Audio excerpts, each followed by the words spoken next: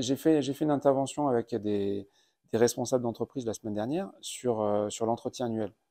Et ils me disaient tous, l'entretien annuel, c'est fatigant. On essaie de le faire court parce que c'est épuisant. Et puis j'essaie d'en faire 2, 3 dans la journée pour me débarrasser de tout. Je dis surtout pas. Ah, c'est 1h30, 2 heures, et t'en fais un par. Moi, je conseille d'en faire 3 par semaine. Bah, 3 par semaine, parce que si tu le fais bien, tu es concentré, tu fais gaffe à tout ce que tu dis, à ce que l'autre dit, à la manière dont il le dit. Quand- Ça, c'est mon expérience. Mais quand je fais des coachings, quand je fais des audits, à la question comment tu vas, moi, j'ai déjà plein d'infos. Et je sais comment faire la suite de l'entretien. Quand la personne te dit ouais, ça va. Ah, c'est bon, tu m'as pas dit oui. Tu m'as dit ouais, ça va. Et on va creuser. Mais ça veut dire que tu fais attention à tout. Et si tu fais attention à tout, c'est épuisant. La première fois que tu as conduit tout seul. Oui, qu'on avait droit. Évidemment qu'on avait droit. La première fois que tu conduis tout seul, la première fois que tu conduis tout seul, tu as ton permis. Non, non. La première fois que tu conduis, tu as ton permis et papa ou maman est à côté. Et tu fais attention à tout. Ouais, généralement, au bout de 40 minutes, t'es rincé. T'es content, t'as pu emmener papa et maman faire les courses et t'es bien content une fois sur le parking. Non, non, mais c'est vous qui rentrez, c'est bon, je suis.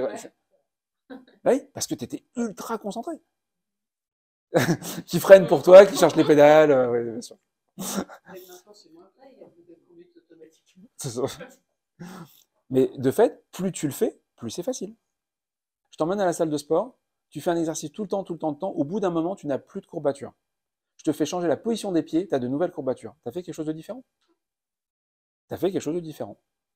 Et il s'agit de pas grand-chose. Parce que comme tu l'as dit, tu n'es pas dans une écoute, tu voulais aller sur un sujet, tu voulais piloter. Quand tu faisais tes entretiens d'embauche, Ah si, je les pilote aussi quand même. mais oui, mais beaucoup plus spectateur. En fait, il n'y a pas de vérité. Tout ce que tu veux, c'est ce que l'autre va te dire. Donc tu cherches de l'info. Le jour où on fait les choses sans trac, sans appréhension, c'est pas aussi bien.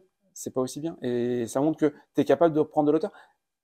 J'aime bien ce que tu as dit, c'est-à-dire que, en fait, je pense qu'il y a des gens qui vous auraient dit, bah non, un entretien, c'est un entretien, point. Bah dans ce cas-là, ils n'ont pas compris. Les entretiens, ils n'ont pas compris l'intérêt de l'autre. Toi, tu dis, en fonction des types d'entretien, je peux avoir une fatigue différente. Ça montre que tu te mets dans des états différents par rapport aux attentes, etc. Et vraiment bien, bravo. C'est que tu as pris de la hauteur sur le sujet et que tu lui donnes cette précision-là et que tu cherches des choses particulières, que tu l'as préparé différemment. Il y en a d'autres qui vont pas s'embêter là-dessus. Un entretien, c'est un entretien. D'ailleurs, j'ai fait tellement d'entretiens que je prépare plus. Bah, si tu prépares plus l'entretien, je peux t'assurer que tu écoutes moins bien l'autre. Donc, pour répondre à ta question, comment faire, il y a deux choses. Il y a un, justement, préparer. Si tu ne prépares pas, tu ne vas pas faire quelque chose de nouveau. Tu vas faire ce que tu fais d'habitude. C'est automatique. Si vous ne préparez pas, vous ne faites pas quelque chose de nouveau, vous allez faire ce que vous avez l'habitude de faire. Et la deuxième chose, le faire le plus souvent possible. Et ça, pareil, très très souvent, on évite les situations nouvelles, on évite les situations désagréables, on évite de sortir de sa zone de confort. Mais c'est en allant dans ces situations-là qu'on repousse la zone de confort. Le meilleur moyen d'agrandir sa zone de confort, c'est d'aller tout le temps chercher au-delà de la zone de confort, parce qu'elle va rentrer dans ta zone de confort. À l'inverse, moins tu cherches à sortir de ta zone de confort, plus tu la rétrécis, ta zone de confort. Tu t'enfermes dans ce que tu sais faire, tu fais de moins en moins, tu fais que ce que tu aimes, que ce que tu sais, et de fait, tu te scléroses et tu t'empêches de sortir. Si, par rapport à mes parents ou par rapport à mes premiers managers, mon premier manager, c'est quelqu'un qui ne m'écoute pas, qui a son point de vue, et un jour, il a fallu que je lui tienne tête, et qu'en lui tenant tête, j'ai eu un sourire derrière qui me dit « T'as raison », et limite, il m'a dit « C'était bien ton attitude », il m'a encouragé. Il vient de me débloquer dans la tête que si je tiens tête, je prends de la valeur. Et peut-être à l'inverse, j'ai des gens qui ont été super valorisants en disant, que j'ai entendu dire ah ben toi c'est un vrai plaisir parce que quand on te parle, t'écoutes et tu enregistres et c'est un vrai plaisir de te parler et tu rentres dans une position où tu ne prends pas position mais tu écoutes. C'est deux valeurs qui sont données différentes. Et si ces valeurs, ben, on te les donne à un certain moment de ta vie, que ça t'impacte suffisamment et que tu finis par le programmer dans ton cerveau, ben, ça fait ce que tu es. Et ça, ben, y a tellement de paramètres qui rentrent en jeu. Et je te renverrai sur les vidéos, tu as des gens qui vont aligner leurs valeurs et qui vont renforcer tes valeurs, puis tu en as d'autres qui vont venir s'opposer, qui vont te donner une autre valeur, et tu vas petit à petit te faire à ton caractère et tes valeurs par rapport à ça. C'est le regard des autres qui nous forment, forme, j'ai pas mieux, mais qui nous donnent notre forme, qui nous donnent notre caractère. Et après, ça évolue tout le long de notre vie. Mais les principes de base, c'est quand même beaucoup les parents. Et tu as des parents qui écoutent, tu as des parents qui écoutent pas, tu as des parents où tu lèves la main et on te donne la parole et on t'a toute ton attention, puis tu en as d'autres, si tu ne débarques pas dans la cuisine avec une casserole et puis une assiette, une cuillère en bois, on t'écoutera pas. Bon, bah, ça te fait deux schémas totalement différents derrière.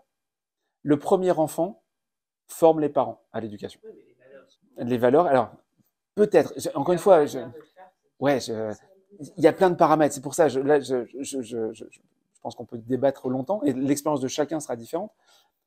Le premier enfant arrive et ce premier enfant fait que le couple, par exemple, vit sa première épreuve de couple. Parce que le fait qu'il pleure, il y en a un qui veut y aller, l'autre pas y aller, et c'est la première fois que le couple s'engueule. Bah, le couple ne sera plus le même après le premier enfant qu'avant le premier enfant.